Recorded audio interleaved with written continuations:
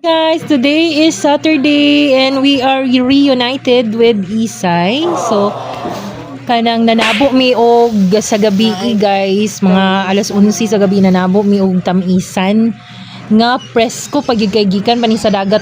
Tanawan ninyo mailhan na ninyo kay gasinaw-sinaw pagid na siya.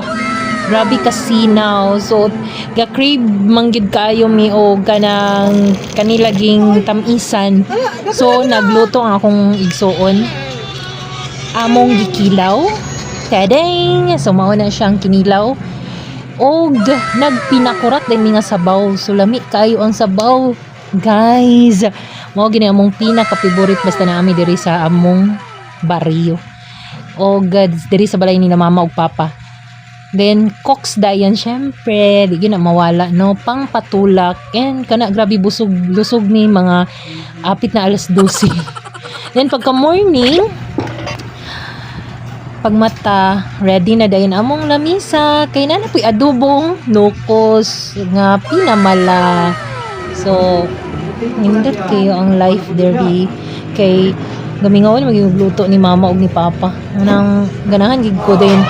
Mao to guys, well haghag kang Isay nakahuna-huna na sa dayon mi nga magluto ta og nangka mabi nga gulay. Lami kay nangka kay da sa among gawas nga grabe kay kadagan sa bunga sa nangka. So naragid siya sa atong karan ni Mother Earth. So kana no makitanawa kanin yung nangka ni Mother Earth.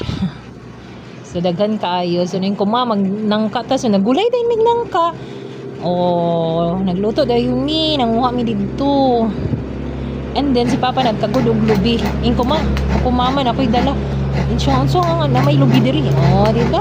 So, mo ni dayon na abing grabo. So, humot kayo para sa nangka ready na kay na siya tinanom si mama.